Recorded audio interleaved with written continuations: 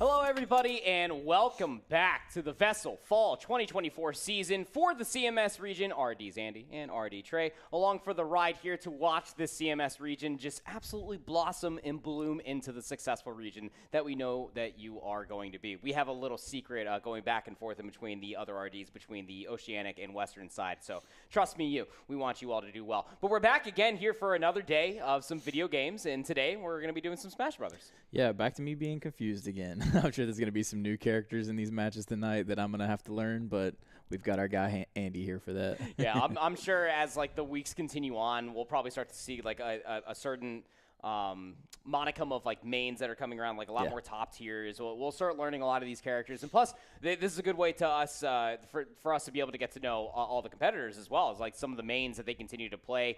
You'll start to get a certain repertoire on the characters that you know, so that way when me and RD Eli start playing in the office, you won't be as confused. So funnily enough, you can actually learn from one of the best, and that is the Buzz, a multi-time champion, top player at one point in his entire career, has actually taken the opportunity to make some high-level coaching videos for us to all take in, interpret, and then try to implement into our own gameplay. And that's not just for Super Smash Bros. It's for all 4 seasonal games. Take a look. We've hired 4 pro esports coaches to train you in 4 different game titles for free. We're bringing you exclusive world-class advice from the best players in the world. Learn from pro Overwatch player Jake, known for his versatility across multiple heroes and consistent top-tier performance. Or refine your Smash Bros. Knowledge with the Buzz, renowned for his consistent tournament success and high-profile victories. Cover strategy with 11-time Madden champion Drini, one of the youngest and most dominant competitors in the Madden esports scene. Need help locking down your aerials? Try Rising Star Chief Beef's course on competitive Rocket League. Whether you're a filthy casual or a seasoned tryhard, get 8 straight weeks of exclusive expert game knowledge crafted for you every Friday, with the first videos dropping October 11th. That's 32 total videos covering everything you need to know about your favorite games, from fundamentals to high-level strategy. You'll learn positioning and teamwork, defensive and offensive strategy, practice routines, game sense, communication, mental and emotional resilience, all the way down to analyzing meta and adapting to change. Everyone has something to learn and enjoy, and these courses are completely free. So what are you waiting for? Go to thenotwork.org/register to sign up and get access to these courses every Friday.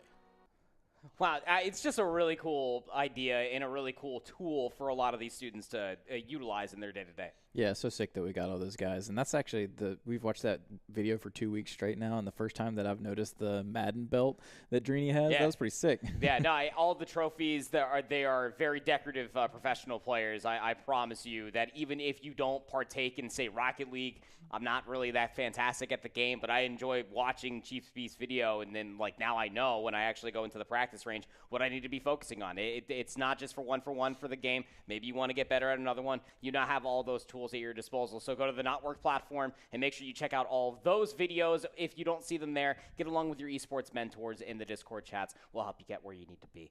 Well, we have our opening series underway for you all when it comes down to Super Smash Brothers, and it is going to be a best of 3. And I'm sure you're very confused as to why you are seeing 3 teams underneath our very handsome faces, and that is because there is a home, away, and a neutral team, so that way they have 2 best of 3s to be playing. This time around, we have Sun Valley B in a lobby with Concord B going up against Porter Ridge B. Lots of Bs. Yeah, lots of bees, and those look like all your bees. Yes, so. They are all my bees. Yeah, all my bees. It's a hive. It's a hive over here, actually. Jesus. So the way it will end up working is the home team will end up playing the away team. So we'll end up having Sun Valley playing up against Concord B to start off, and then the home team will be facing the neutral team. So Sun Valley has a little bit of an opportunity to have a slight hot hand, but Porter Ridge B player could either be watching, scouting the entire time, or could potentially be warming up themselves with some online matches. And then the away team, of course, will face the neutral team. That's how we'll get through all of the best of threes soon to follow. All stages are cemented. We all have predetermined stages for the entirety of the fall season. Just reasons being, it helps expedite the entire process. There's no other nuances behind it. It's just as simple can be. We'll get into the stage striking once we get closer to regionals, and of course, once we get to land on states. So, small battlefield will be starting off. Smashville will be the second stage of choice, and then we have Kalos Pokemon League as far as the final one is concerned. So, very excited to be able to get underway with this one here, and without further ado, here we go. I already forgot their name, but I've seen this one before. The one on the right. The Isabel? Isabel, that's it. Yes. Animal Crossing. She's your landlord or something, right? Yeah. She's the one that collects the bill and helps Tom Nook pay for all of his children's success on running that very shop. Oh, so does he get to choose the Pokemon? So funnily enough, as PT Pokemon trainer, you can actually choose which Pokemon you want to start off with. But they work in a fantastic intrinsic order, right? Like Squirtle is the lighter of the three, a lot faster, shorter. Of course, doesn't hit for all the same amount of damage as the other ones, but very, very unique within their own right to be able to hold space and be able to attack on damage very quickly. Ivysaur has a little bit more spacing, medium weight character. And then Charizard is just the big bad, the big brother. Just a super heavyweight and a lot of good spacing and super floaty. Has a lot of good abilities with their tail as well. But the matchup versus Isabel is just a difficult one because of reasons like that. Just always prepared for all three matchups that PT has to offer. I think that Ivy's probably the best bet to be able to go against Afton on this Isabel, but Afton just using really good spacing with all their tools in their back pocket until a big old headbutt comes through from Curb. Oh, wow. Yeah, you can see that he's super heavy there, dropping off the map so quickly. So he can change whenever you want? So there's a slight cooldown after you change. I think it's closer to about like 2 seconds, maybe 1.5, and so that way you can't spam it. But it does give you iframes, so that's really nice. It gives you like a get out of jail free card, but it also leaves you in limbo to be punished should your opponent be that close. But yeah, you can always just change. It is your down B maneuver, as you see a little bit of special maneuvers being used by Afton on this Isabel. The pocket pretty mutual between the two Animal Crossing characters. Quick little spot to Charizard, and Afton has a full stock lead, and you can just see very angry is Kirby, just flare blitz off the stage, doesn't have enough to be able to fly back up towards the ledge, and now they'll be down 2 stocks. That's twice there where just kind of an unfortunate change, it seemed like, and get switched to the heavy character when you're off the ledge there. Not the greatest. Yeah, very easy to punish Charizard once you do get off stage. Pretty gimmicky is Charizard at certain points of time, so Kirby now back to the Squirtle, which is also confusing my brain. I'm sure most of you watching this are in the same boat as me. So Kirby now back over towards the Ivysaur. A little bit of a trap being played here by Afton and Isabel. Now to the fishing rod, just gets the grab up top. Couple up airs to come through. Swap to Charizard. Flare blitz. Doesn't have a second jump, but the recovery will come through. Tries to fast fall back air into the stage, but just drifts too far, and Afton, to add insult to injury, will just falling dare and will take the first stage with relative ease. That's basically 3 times the same exact thing happened. Yeah, it's just like me for real. That's how you play him? It's not how I choose to play. It is just what happens. The idea of I'm trying to do too much. And that's realistically all I saw coming through, at least at the early get-go for Pokemon trainers.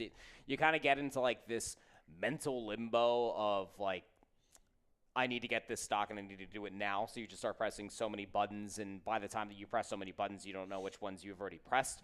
And then you're going up against a person like Afton and their caliber, and they just know which buttons to press to punish you for mashing is what we call it. We've all played against our dads in like Tekken at like the bowling alley, right? I know mine sounds very specific, but we've all been there when you're just like mashing the buttons continuously.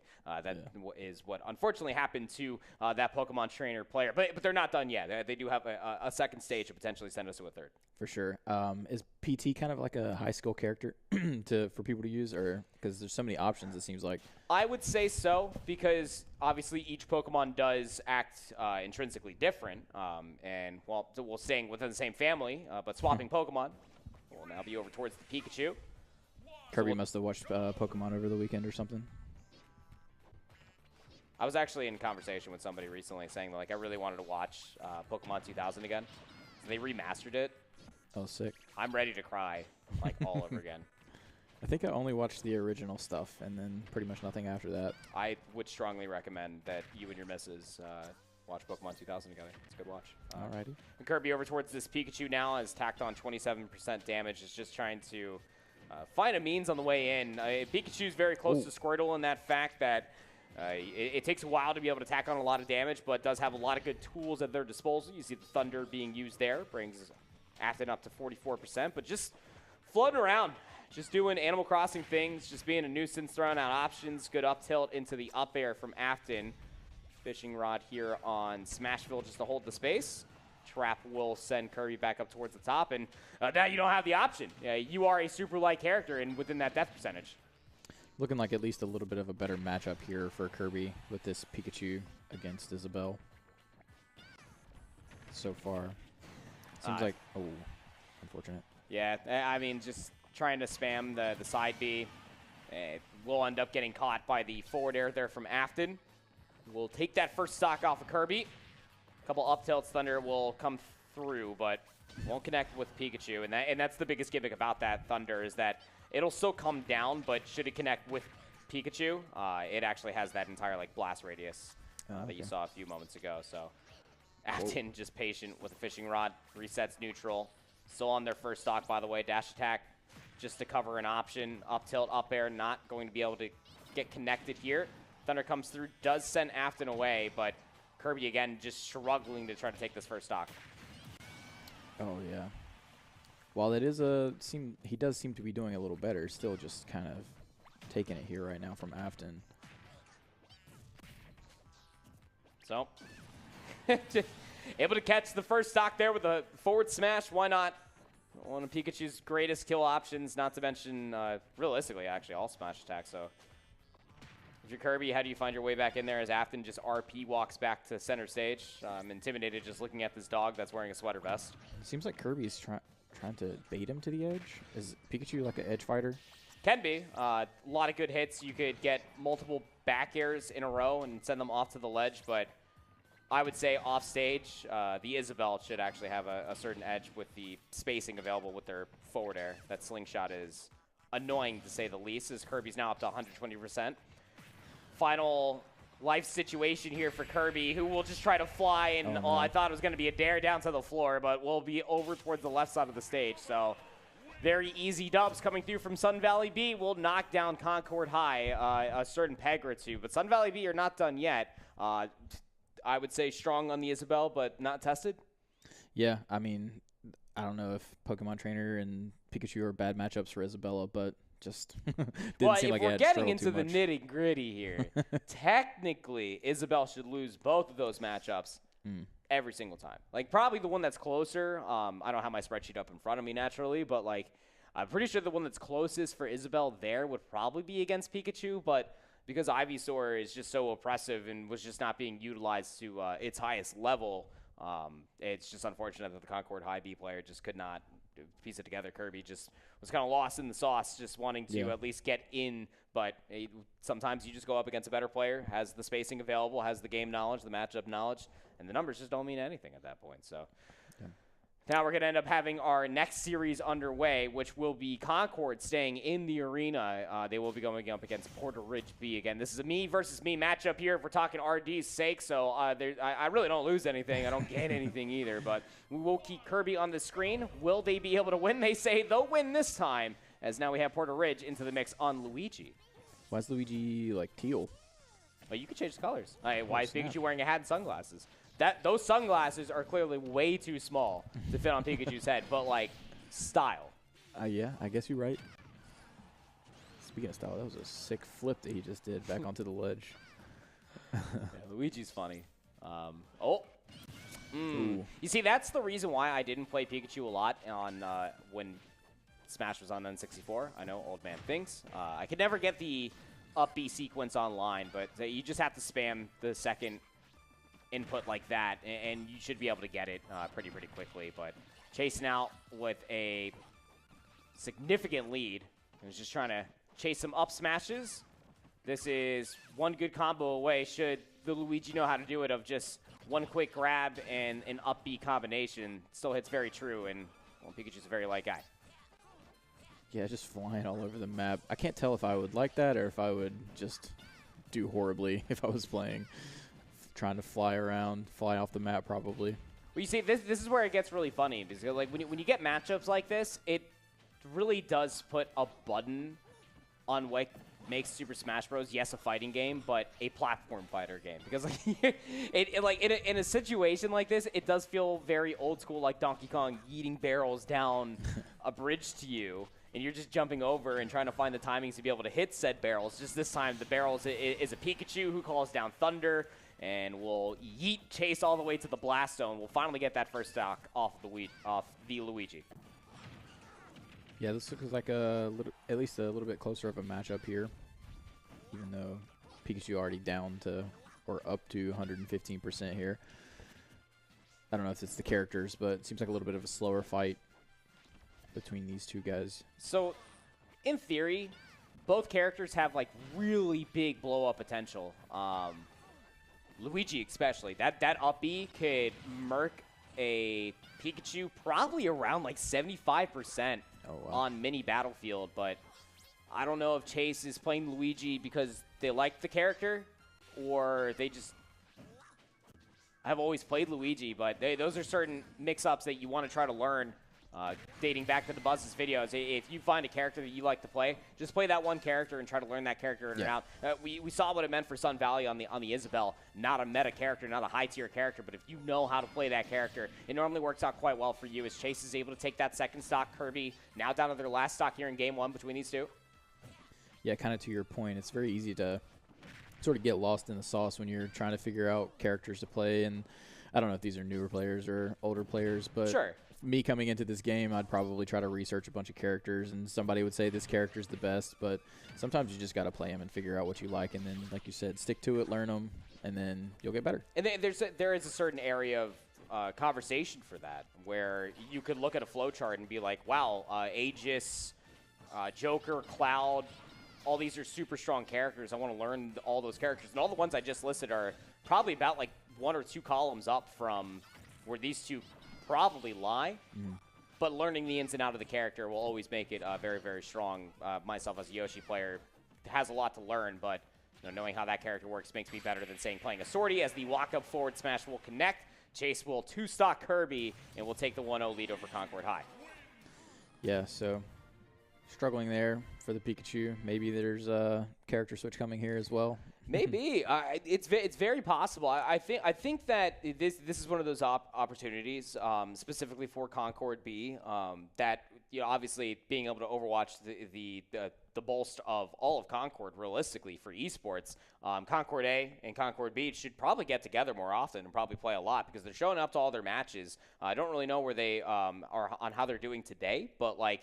Regardless of all of that, I mean, like if you go to the same school with somebody, you should try to be practicing as much as possible because the potential is there. And the potential insight to come through from DeBuzz's videos to be able to then learn from some other pros, like especially for Pikachu, there are tons of different people that think that Pikachu's busted to be able to learn from. Not trying to single anybody out. The same thing could be said for Chase on that Luigi. Luigi, dating all the way back to Nintendo 64, has been mega busted. Yeah. You just have to learn how to do some bread and butters is what we call it, and you're probably well on your way. Just happy to be able to see all the competition come through, but maybe a character swap might come through as well. You never really know for somebody that has a full bag of tricks.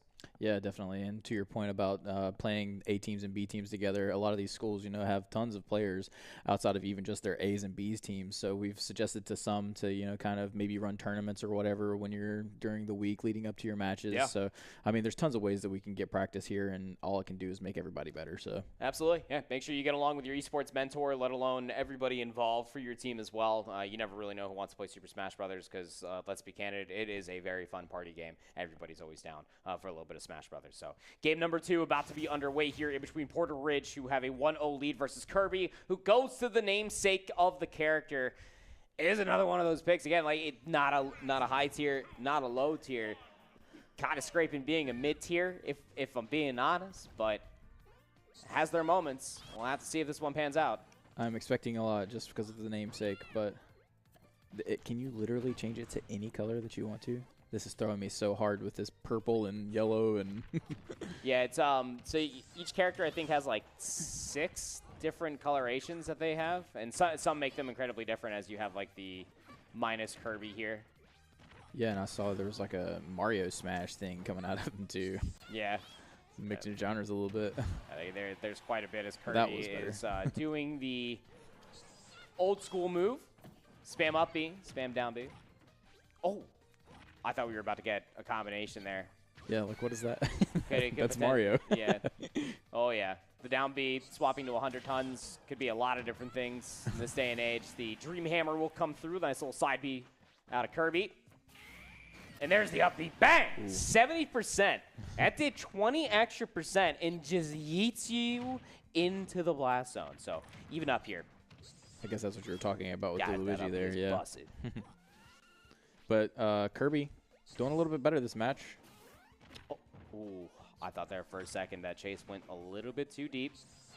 Kirby trying to reset back to the stage. Vacuum cleaner come through. Quick little grab. Trying to get a little green hat with an L on it, are we, Kirby? But the up B will come through, and we'll just reset the neutral slightly. The Kirby sucks. Such an iconic sound.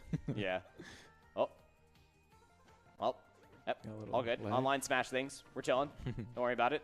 We march on. So what happens if you get the suck off?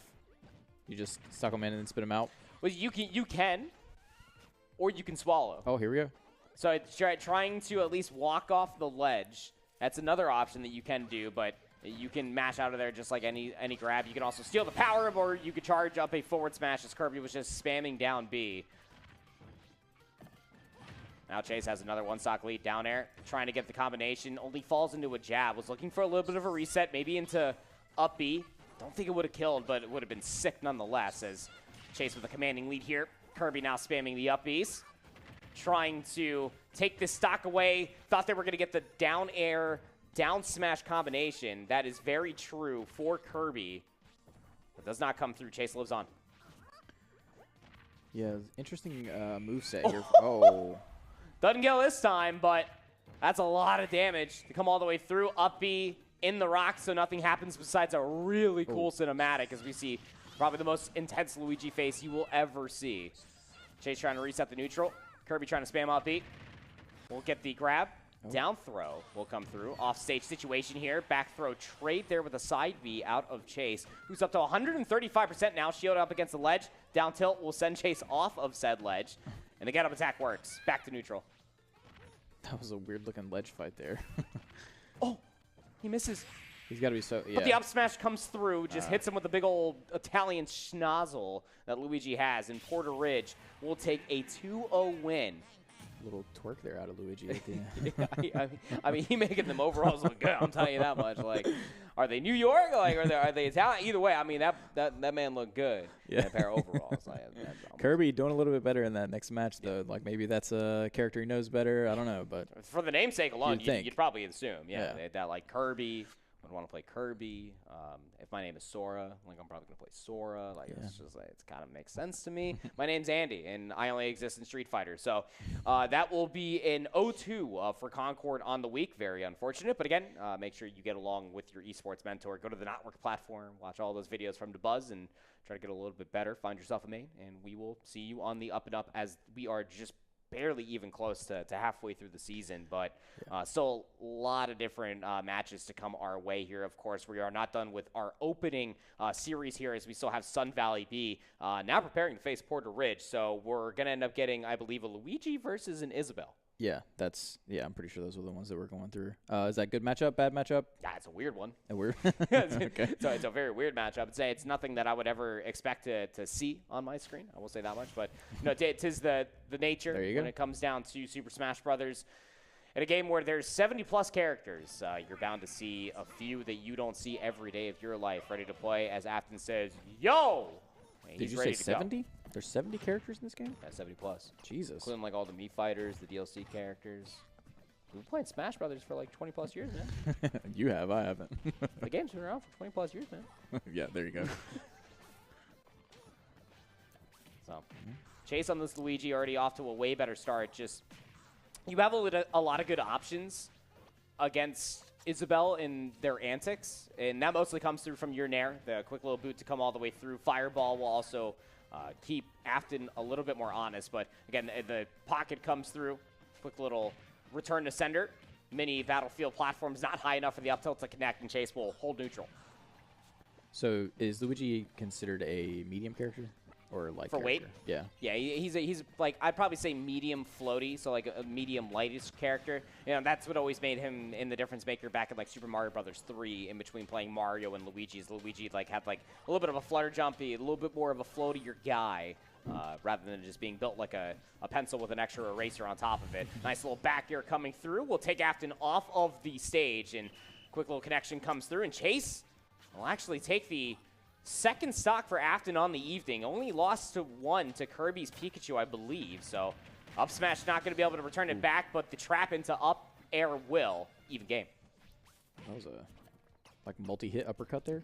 Yeah, so again, like Isabel has the chance to set these traps. I don't remember the actual name of the little totems that comes popping up and explodes, but very easy once you get pushed up into a linear direction. You, as the player stuck in that, can't do anything, and then you just free tech chase that all the way up air, and then it should be a winning combination should you already be up towards 80%, with Chase up to 61 right now. Trying to fall with at least a down special. Won't be able to get the connection there.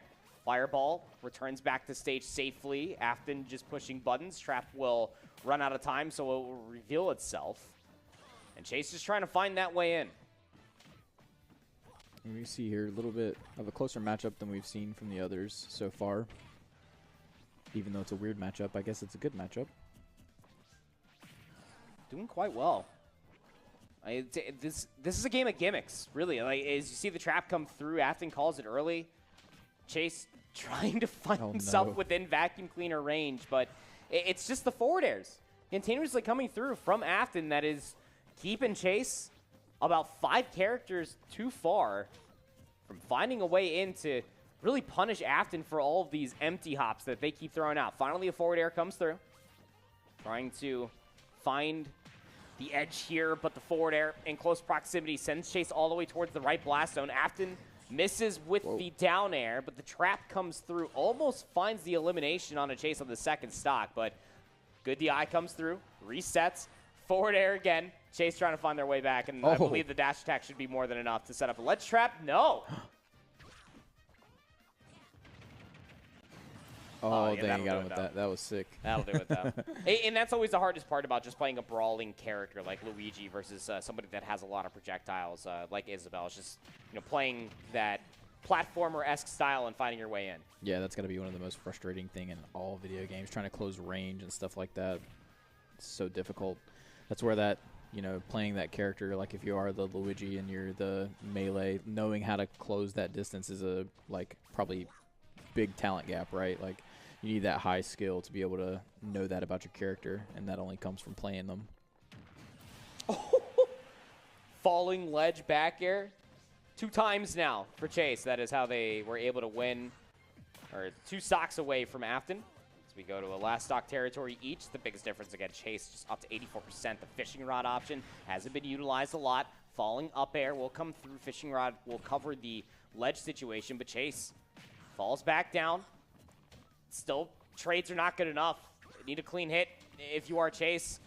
Try to run in, find a vacuum cleaner, not going to work out. Afton, just a little bit of a party favor on the way out, and we'll send Chase to the blast zone. We'll take game 1. But the most tested we have seen Sun Valley yet today. For sure, but still looking good, coming out on top there. Just knows this Isabella like the back of their hand. Oh, yeah. And it's just, again, one of those things like we were talking about. It's like as the brawling character that is Luigi, your only projectile is a fireball. And that's always like the argument. It's like in between like the 2 Mario brothers. Like Mario only has a fireball, yes, but at least he has like the magical cape that he could send other projectiles back. The timing becomes very difficult, and of course that leaves you pretty vulnerable, but the option still stands. That's why I was saying like you have to find your way in if you are Porter Ridge. So Chase found their way in quite a handful of times. It'd take 2 stocks. It's respectable. Yeah, and then once you get in, like you were saying with that up B, I believe you said, it's the huge damage, right? Oh, so at like 75%. Especially on mini battlefield, should be able to get the elimination. I don't think it's going to work on Smashville, though, which is slated to be our second stage here. Potential for a third one. If we get all the way to Kalos, it definitely won't kill there. Kalos is the biggest competitive stage as far as blast zones are concerned. It's not always like the how long the stage is, like FD compared to Battlefield, compared to like Kalos or Pokemon Stadium. Like they do vary as far as like width is concerned, but it's all about those blast zones. Small Battlefield, naturally, smallest one.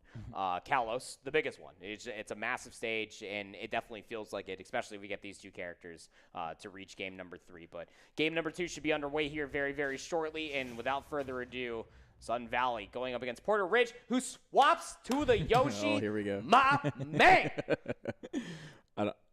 I'm going to pull for your Yoshi. Going towards the Indigo Yoshi as well. I got a lot of respect for that. That's nice. But a funny story about Yoshi comparatively to Luigi staying in the family as well, playing in the Mario Brothers family. Got to respect that. You are heavier.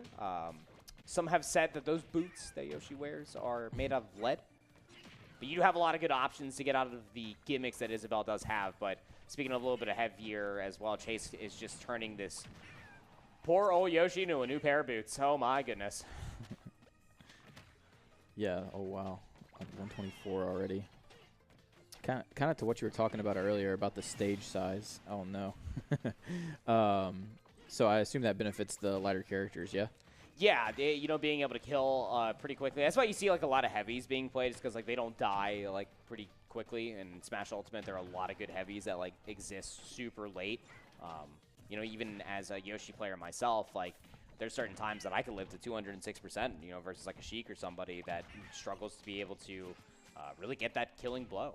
Yoshi has a lot of good options to be able to get that last little hit, to be able to get the elimination, but struggling here just to be able to find their way in. Back air, drag down. Wasn't aware that that was even a situation possible, but still struggling to find this elimination onto Afton. If you're Chase right now, 113%, a little bit of a up tilt, up air tech chase would be perfect. Flutter jump just barely gets back to the stage in time and is able to get the grab and reset. Ooh. I've been there too. Is the egg a defensive thing at all, or okay? No. So typically that is a misinput that comes through because you're trying to hit up B to throw an egg, and then you just hit side B, and then you end up with your egg. So flutter jump will come through. We'll reset Chase back towards the stage. A little bit of a grab, back throw out of Afton. Still on their first stock, by the way. This Yoshi pick has not been in. Yeah. Again, maybe back to what we were saying before. Sometimes it's best to just stick to what you know. Double up tilt, up air. About a quick 40% on the Chase's forehead. Or more or less like the schnozzle, because it's a big one for Yoshi. Fishing rod comes through, catches a purple dinosaur. Flutter jump will allow Chase to come back towards the stage, but a premature trap being popped there by Afton means that they reset back towards neutral. Killing percentage now for Chase. Afton thinking 3 stock. Chase thinking, I want to at least take 1. As he's spamming up smash in the center of the stage. Fishing rod will reset the neutral again for Afton. Just trying to chase down this dinosaur who's being so lucrative. A Nair sends Afton off stage. Egg to get back to the stage. Saves the flutter jump. Nair falling. Sends Afton all the way back towards the left blast zone. No. It's a ping pong match. We're going back and forth. Something's got to give. The flutter jump gets Chase back to the ledge, but the trap will not be enough. Chase lives on. So close here, though. Afton trying to come away with the 3 stocks. He's just chasing for anything. Just one good hit is all you need. Up tilt's not going to be good enough. Here comes the down B crashing down, butt first. Chase will take down the first stock out of Afton, but at 175%, you've been on borrowed time since yesterday. What? Yeah, see, that's what you want every single time. That throw right there, but sometimes you get too close to the left side of your joystick, and then the game reads it as a side B, so it puts you into your side B, which is when you go into that egg. Gotcha. I'm not sure what's going on here. He's just trying to get as much damage as possible. I mean, if you're Afton, you're just trying to get one back throw here. Yeah, and one it's with over. the butterfly. No, you're donezo. Oh. There. So he just wasn't even worried about the damage from that egg. He's up an entire stock. Yeah. Up smash off of the parry won't connect. Fishing rod. Butterfly net. Looking for something here. Falling Nair will send Chase away. 183%. This is a big dinosaur, and there comes the trap. Will come through, and Afton will have to be satisfied with at least a 2 stock, but a 2-0 on the day, taking down both Concord and Porter Ridge. So definitely love to see that. This Isabel's a problem. Yeah, Isabel coming out strong, and it seems like there's a lot of strong Isabel players. Maybe not a top-tier character, but I guess it's a popular character that people are playing. Yeah, if they're watching this, they probably wouldn't be happy to hear this, but and I'm sure a lot of the community, Smash Brothers community, would probably all agree. It's a gimmicky character. Like, if you know how to play against it, if you can cut the distance super quickly, Isabel feels just useless. Yeah. I'll be honest with you. But if you don't have anybody that's rushing you down like that, and you can just play your game, set some traps, throw out some fares, why not? You're pretty much big chillaxing wing for the next rent to come through on a new Islander that came in. Tom Nook is excited to meet them. So with that being said, that is it for our opening series of the day. But we have plenty more Super Smash Bros. Ultimate to come your way. We're going to throw things to a very quick break. I'm going to refill my water. I'm going to teach Trey about a couple more characters, and we'll get some more Smash coming your way here very shortly.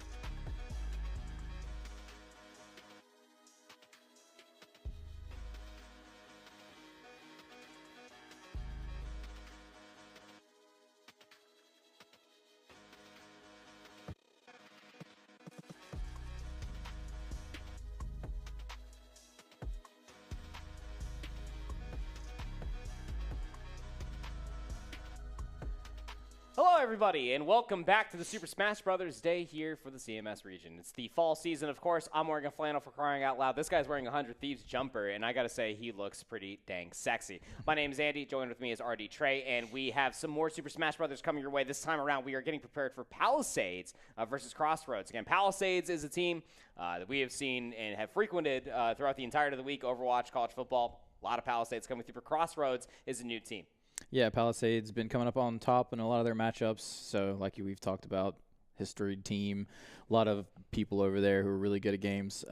So this is a me versus you matchup. It is a me versus you type of matchup here. Palisades A going up against the Crossroads B team. Again, when it comes down to Crossroads, was a later edition actually before the season actually commenced, but they were very, very fiery on making sure that they were prepared on playing their matches, to see how active they are in the Discords, even during match times as well. So I'm interested to be able to see what Crossroads does look like, having at least designated Smash Brothers players. I can only imagine for a technology-based school that you're probably going to be pretty nasty at a game like Smash Bros. Probably looking in towards all the numbers. So that matchup should be coming our way here very, very shortly. Again, when it comes down to it, all the stages are previously set. We will be starting off on small battlefield, which I know a lot of the competitors wanted a lot more small battlefield in their life. I'm sorry. I like big stages. So I made sure that these could go a long time. But this one might for all the wrong reasons. But let me tell you something. Palisades, I know I'm going to be going against myself, but Crowned is a returning player from last season.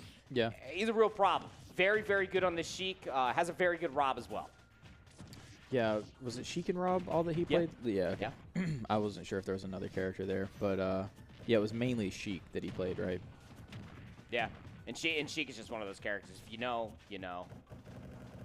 2.8% is all Astral Sky is able to find on Crossroads so far, as the spacing will continue to be held, and that's one specific little memory that I have from Crown on this Sheik. It's the fastball off of ledge, upbeat, snap back to the ledge. It's just a cover that Astral Sky has to respect to either recover late or recover high. And that's going to be immediately covered by Crown again as the throw will reset neutral. 129% up to 139. It's 126% lead for Crown, who was dancing around Astral Sky. Yeah, and I remember those little combos off the side there from Crown last week were huge. The trust that you have to get that timing and that angle from a up B, just to snap back to the ledge, is typical to say the least. Astral Sky did connect with a full charge cannon shot, so Crown is now up to 59%. Still on their first stock, by the way. Here come the fair accommodations. Astral Sky trying to roll out of harm's way, but will only just free fall back into the waiting arms Crown. Didn't see a lot of blocking in the last match now that I'm thinking about it. I'm seeing a lot more here. Yeah, the shield is your best friend. Especially versus a character like Sheik who just wants to run up and press a whole bunch of buttons. This is the chase sound effect that we were talking about, that we were missing versus the Isabel player. And Astral Sky on the Samus is a very good comparison to like an Isabel. Has a lot of projectiles, but has no time to wind any of them up because Crown is just playing such a fantastic neutral. 128% now back towards the right platform. Astral Sky will just barely live. But Crown has been at 59%, what feels like an eternity, and has tacked on so much damage to Astral Sky's second stock. Just playing. Oh, no. So that was an up air drag down. So if you slam your movement stick down while you're in a combination like that, it'll actually take the enemy down with you into an immediate down smash. The end lag for Crown on this Sheik was bar none. And the startup on down smash is so quick that it's a true combo. That was nasty. Yeah, it looked cool. That's all I know. Come some more down airs. And there it is again. Down air, drag down, into forward tilt. Bouncing fish. And why not just add insult to injury? The dare. Astral Sky was probably dead anyway. But golly. I know I'm like kind of popping off for your school right now, but like that made me feel a type of way. That was well played by Crown. Wow. Yeah, and as we saw from last week, that's just seemed like it's going to be typical from Crown. Yeah, this is a guy that obviously studies the game, plays the game, probably been playing for quite some time. Maybe he has some older brothers, probably bodied him in some previous Smash Brothers Ultimate comes out and he says, my turn with the sticks, son. And he's just on a different level. This is something I do remember from the spring season as well. Don't remember off the top of my head how far they made it as far as into the state is concerned, but definitely a respectable player as someone that has been playing and watching the game for over 2 decades. So that'll be a 1-0 lead coming through from Palisades versus Crossroads, but the second stage is ready. The Smashville we go, and Crown, you got to go over towards Cloud, but decided to wear his red turtleneck to play this time. So now we get to see a third character out of Crown here. See if maybe he's got deep pockets. I wouldn't be surprised. Yeah. I mean, like, the thing about Crown that always entices me in a conversation talking to him is that he plays low-tier characters because you have to do more to be rewarded. Cloud is the opposite. He's a sortie character for one, but has so much good spacing and neutral that he puts on damage so fast as the falling forward air will just send him all the way to the back. And I believe that we are now back listening to Hollow Bastion and looking at the lobby. And this is game 1.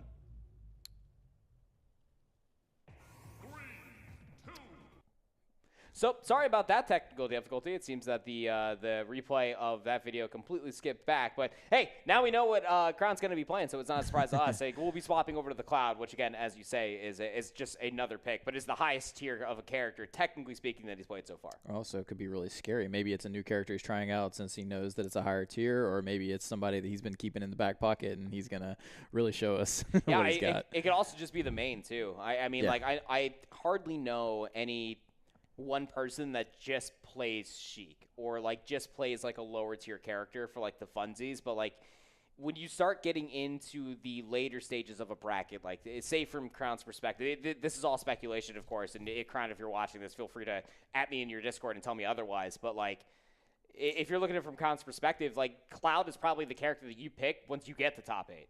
And you are facing against like an Aegis or like another top-tier character like a Joker or something like that. Or even a Donkey Kong. I would rather be playing Cloud versus Donkey Kong versus a Sheik, but the combinations are a different, complete nuanced conversation. But I think that Cloud should probably be that main, because if you're going up against a very top-tier player of the entirety of the state of North Carolina, you probably want the most busted character, and so far Cloud is that character for me out of Crown's repertoire. Yeah, is sword a big factor for him, or? Oh, yeah. Yeah. The Buster Sword is it has a lot of good spacing, like I was talking about, and it tacks on a lot of good damage. Not to mention how Cloud also has a very unique ability, and that's the limit gauge as well, which you can charge with your down B. You also charge it over time by taking damage and also dealing damage as well. So don't know what happened to the rest of that game in between Palisades A and Crossroads B. Sorry for those technical difficulties. Thank you for sticking with us. But I will tell you this much. Palisades A were able to win that entire series. We will give you an entire breakdown as far as what the leaderboard looks like at the end of this show. But we still have plenty more Smash Brothers to come your way. And we will be staying on board with Palisades going up against Providence, both of their B teams this time around. Yeah, and like we've been saying, you know, Palisades over there, they've got Crown to teach and, you know, practice with, so we're going to assume that Palisades B is also pretty solid here. Who's that guy? Swordsman. So this is what I was talking about, is that, like, these are, like, the 70-plus characters. As that you can create these Mii fighters. They can have a sword, a gun, or it could be a Mii brawler. The Swordsman is okay. The Mii characters are okay so long as you move away. I believe that there's maybe 1 or 2 banned abilities. I'd have to pull up the rulebook just to make sure. But you have to make sure that you tell your opponent what your moveset is. So essentially it's a create your own. Yeah. Yeah. Yeah, you can make them all customized. The skins that you can get in this game, too, are just endless. You can put on some funny characters and bring some other characters that didn't make it into the cut for Super Smash Brothers to life in more ways than one. But Joy Boy is on that Sora, and if you watched Week 1's broadcast, you'll know that this holds a very soft place in my heart. Kingdom Hearts 2 specifically is probably one of my favorite games, and Kingdom Hearts as a franchise, one of mine of all time. But Joy Boy is definitely getting the work around here. Smarty on this Mii Swordsman has been a problem. That's one of the series that I should get more into. I've played maybe one of them, but there's like 10 of them now or something? I mean, in between all the extra Game Boy Advance games and the other middle games that came through in between the big 1, 2, and 3, there's quite a few. Yeah. So there were some that also were only released in Japan, some released that were only for specific countries as well. It just has its depths, I'll say that much. And you also have books, videos, lots of different content that you can intake for Kingdom Hearts. Pretty much if you like Disney, if you like fantasy-based characters like Final Fantasy characters, it is the game for you. But Smarty clearly does not like Kingdom Hearts, is already tacking up 75% onto Joy Boy Sora. He's able to hold the neutral. A little bit of an early up B comes through from Joy Boy, and he is just in big trouble. So what is the Thundaga? So Sora has 3 main different magic abilities that they can cycle through. So once you do use one, you see the cycle it goes through. It goes Firearga to Thundaga to Blizzaga, which Blizzard, of course, will freeze the enemy. We'll put them into Limbo. Fire is just Fireball. Thunder is a 3-line thunder that comes down from the sky. All good within their own circumstances, but I mean, Joy Boy just needs to land any hit whatsoever. Since this third stock has gotten underway, Smarty has not had any extra percentage of damage tacked on at all. Chases the dare. Joy Boy trying to reset neutral, and just how about a quick jump up back air. Smarty making it look easy versus Providence B in this opening game. Yeah, so fancy create your own kind of lends towards what we were saying, right? Like once you learn your character, you're creating your guy for basically what exactly you want to do. So, taking advantage of it there. Yeah, it's kind of like when you're when you're playing college football and you make your own characters, you get to see it from beginning to end. This character in and out at this point. You made this character, and you can tweak it if you want to try a different character moveset as well. And they all have different combinations. There are top tier Mii brawlers, swordsmen, and gunners all across the entirety of the globe of the world. So you could definitely learn a lot from them. So you will be a 1-0 lead there coming through for Smarty. As Joy Boy will not take a character change, will stay on this Sora. Maybe the second stage will be a little bit different. Same matchup. Yeah, I think if I was starting to get in this game, I might actually go this route. It seems like a pretty cool option to be able to create your own. Yeah, it definitely adds a certain dynamic to it as well. It's like you don't resonate with the character, well, just make your own forehead. As Palisades will have this 1-0 lead versus Providence as Joy Boy is trying to spam a lot of good special options, and it's just tacking on a lot of damage. There comes the Blizzaga. Smarty goes over top of it, and just a couple up airs will keep Joy Boy at bay, but just about a dead even game. I might have said this, but can you choose any of the moves from any of the other characters, or it's a specific set just for the Mii characters? It's specific just for the Mii characters. I mean, some of them are just so similar for like a few other ones. Like I know that you can get like Link's up B, technically speaking. Technically, like his up air, just like the Mii swordsman kind of like dashes around. So I guess like when you're talking about like creativity compared to like some like other swordy characters, there's only so much you can do. Yeah. But they do take like some homage of a few other characters. Down smash from Joy Boy will send Smarty to the ledge. And a couple good fireballs will at least make sure that Smarty has to dodge low. Thinking parry there on the last hit of the Thundaga, but not going to be the case at all. 125% to 143. One good hit should do it. Missed opportunity there for the punish, but the follow-up is there. Smarty will take the first blood for Sox. Very close matchup, though, so far. I think that was a big chunk. 20%. Oh. Thunder comes through, sets it back up. Smarty held on to that second jump, though. So we'll live a little bit longer. And again, like, as far as the precision strike is concerned, you're never going to kill with it. It's more of annoying for Smarty, but it just means that one good hit away that Joy Boy will need to be able to get that elimination as we bounce back again to the arena.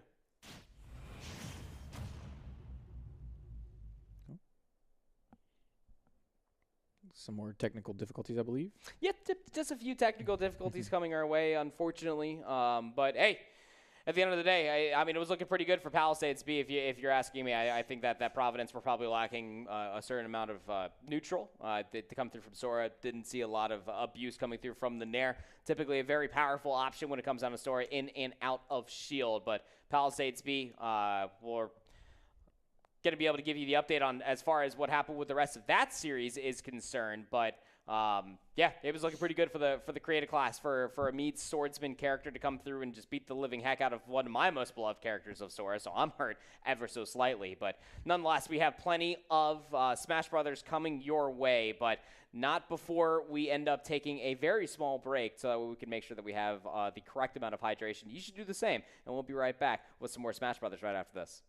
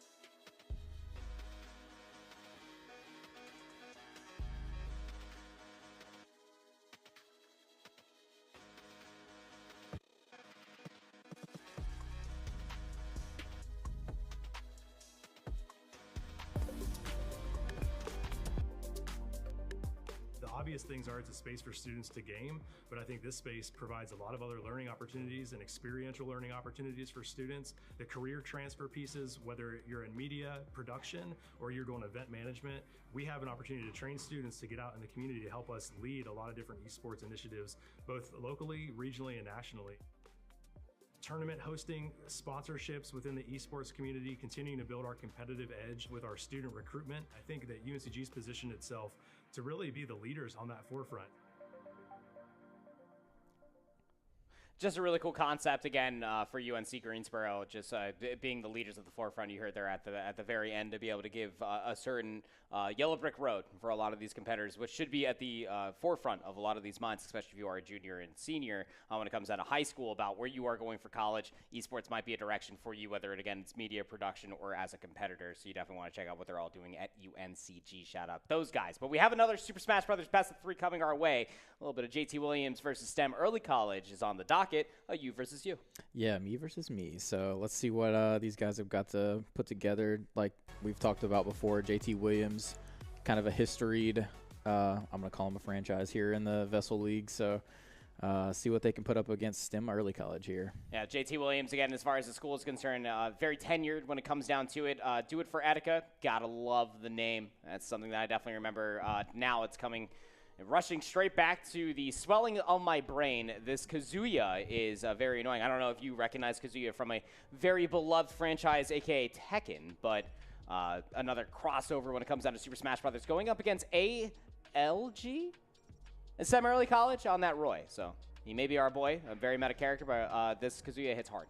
It never ceases to amaze me, all of the crossovers that they can get into this game. So many crossovers. The Street Fighter characters, the ARMS characters, Persona characters, Kingdom Hearts characters, Final Fantasy. I don't even understand how Nintendo's getting away with these antics anymore, but the falling cross slash will be enough. We'll yeet. Do it for Etika's Kazuya back towards the blast zone, but that is a very true combo. The up B will get the first stock off of the Roy in turn.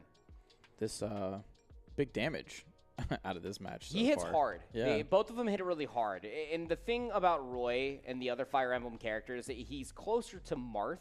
They have a really cool mechanic called Tibber where we don't have audio for the game, so apologize about that. But should you hit a sweet spot of the sword, which Roy's is much closer to the hilt of his sword, you'll get extra damage, knockback. It gets very, very quick and tenuous versus a heavy character like Kazuya, who also hits like a freight train. And nice timely elimination coming from ALG there will do it for Etika down to their final stock before they get the certain power up that you hit around the 100% mark of Kazuya. Yeah, final stock in almost under 2 minutes, or under 2 minutes. A little bit of a speed run. That really shows you how much damage it is. That's also one of my favorite parts about just Kazuya in general. It's so egregious, just like the extra like zoom in and like extra cinematic that is his grabs. But hey, it's Tekken, baby. A little bit of a FGC crossover. Love to see it. Falling cross slash this time, going for the downward finishing move. Falls again with the cross slash, this time with the forward move. Gets back to stage narrowly. No tech chase to be had. Nice little shield, and then the combination. True as yesterday's news. Able to bring down ALG to that final stock. I think every new match that I watch, I think I've got a new main that I haven't even started playing yet. Hey, Kazuya is fun. It's one of those things that if you know which buttons to hit, he punishes you very, very quickly. And he's also a fighting character as well, which you get the immediate turnaround. Almost got the full combination, but not a full spike. ALG still had their second jump, so able to get out of that situation. Falling back air. And now you're powered up, but cannot react in time to the falling forward air out of ALG, who held a lead for a long time. I mean, Do It for Etika made things nerve-wracking there at the end, but first game won by STEM Early College. Yeah, like we were saying before, these early college kids, different breed over there. Yeah, they have a lot of potential, just given their entire surroundings, right? I mean, you're kind of like expedited of getting thrown into like the college system, and with that also until you're surrounded by a lot more of like the mature gamers. I can only imagine what that computer lab probably actually looks like. I don't know. I went to public school. Doesn't really matter either way. But with that being said, I can tell you that STEM Early Colleger will end up taking this 1-0 lead over JT Williams, and I start to wonder, because I remember the Do It for Etika's name, that Kazuya was not the only character they played. I think that it's all DLC characters that they have in their repertoire, but when you're going up against a swordy like Roy, you better pick your best character. Yeah. Do you remember a lot of the characters that it was on, or no? No, it might have been Sora. It could have been a very different character itself, but you only have one more stage to swing this in your favor, one best of 3 to come our way. It's going to be moving over to Smashville, so you'll have that center platform rather than like the 2 on the different sides, and we'll stick with the Kazuya. It's actually ALG that goes with the character swap over towards the Kirby. How do you feel about that? I have a lot of feelings towards it. It's a weird one, but because Kazuya is a heavier character, the combinations for Kirby could be endless, but the timing, the spacing, the frame startup, not always the easiest, but ALG just knows ball. I mean, the jab reset coming through for a forward smash, this is somebody that plays a lot of Smash Brothers, to tell you that much. Oh, that was a cool animation. That's what I'm saying, dude. It's so cinematic. I almost wish, like, they could go back and, like, redo every character's grabs to be, like, that cinematic. Up B out of shield, though, that's a pretty true option. And, again, Kirby being as floaty and as light as they are will lose their first stock pretty quickly. There it is again. It's so aggressive. Yeah. It throws me every time. Good pun. The falling forward air will come through from ALG. Gets back to the stage cleanly. Do it for Attica's Kazuya. Able to at least reset back into the neutral with about a full stock lead. Just almost got the angle there for the spike, but misses narrowly. Back throw will come through. Back into the kick in the back of the skull if Kirby even has one of those. But downbeat, able to get back to the stage. So much directional drift out of the Kazuya. I think Kirby is all skull. Yeah. It's just like the bones just like collapse itself. Yeah. It's almost like bones like in Super Mario Brother, where it's just like you just jump on their head and they just collapse. Right. Yeah. Like, that's what Kirby is in disguise. Up B will be the combination after losing their first stock there, and the Kazuya brings ALG down to their final stock during game 2. Yeah, and so looking more and more like it's a very curious switch up here for ALG. Yeah, I don't really get it. I mean, if you're winning as a character, like it's quite literally the don't fix what ain't broke, but like also at the same time, like I enjoy playing a lot of different characters, and you know, if you're comfortable with it, why not? You do have that safety net that it could go game 3. You could just go back to your main. Nice falling back air. ALG made that second stock take look clean, as he only has 16% of damage tacked up. The trip off of the down tilt almost got the dare combination, but the jab dash attack will bring up 42% now for the Kazuya. The trip again, down tilts galore. This Kirby is dancing. Wait a second. We might have been blasted with this talk about the swap. Yeah, he heard me talking. Oh, stun, trip, no follow-up? Oh, you got to be able to punish that trip, not to mention the stun. And the down smash covers the ledge trap. Can you get back to the stage? No, already expunged their second jump. And the Kazuya goes down swinging. But this Kirby pick was egregious, but it worked out, as STEM Early College will beat JT Williams 2-0. Sometimes when you're feeling it, you're just feeling it, you know. Maybe he saw something that we didn't know, and he thought that was a better matchup. Maybe that's just his main, and he thought that he had a chance no matter what. So, I don't know. But at the end of the day, it just came out on top. Yeah. I mean, like a big moment coming through for STEM Early College, as they will move up the rankings for the leaderboard, which we do have the update for you all here momentarily to be able to see who is doing quite well for their 2-0 starts, their 4-0 starts, who started off hot, and where's everybody else soon afterwards. So here it is. And again, when it comes down to Super Smash Brothers, just to put it in perspective for everybody, we have somewhere near 112 active teams, and as you can tell, CMS are the majority of them, some of them starting off 0-4, but regardless, we do appreciate everybody's participation.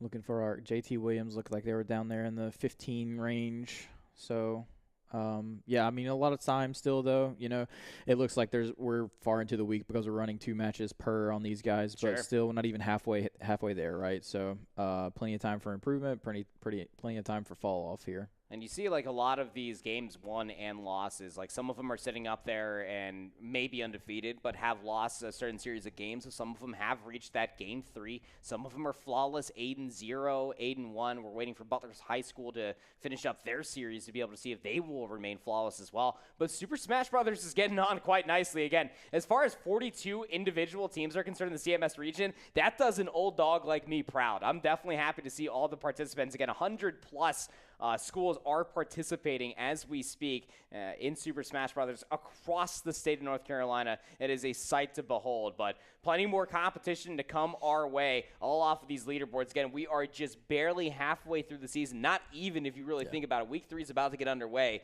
and we haven't even really thought about who's even making it to regionals, let alone who's going to be the best for states. Yeah, and that story is really probably about to start shaping up a lot here over the next couple of weeks, right? It's going to be the make or break time for a lot of those teams. So especially those teams that are at the bottom, they're going to have to turn on now so that they can turn it around and try to get to the lands. And you have tools at your disposal to do so as well. Remember, you have pro coaching videos specifically for Super Smash Brothers. World champion, former #1, The Buzz is there making this content videos for you to make sure that you are at your peak performance performance so that way you can get as many W's as possible so we can see you at regionals and states as the weeks continue on. On behalf of everybody behind the scenes, it's been a fantastic day of Super Smash Brothers. Looking forward towards next week. We do have Rocket League coming your way tomorrow, but until then, that does it for us here in Super Smash Brothers. We'll see you tomorrow for Rocket League.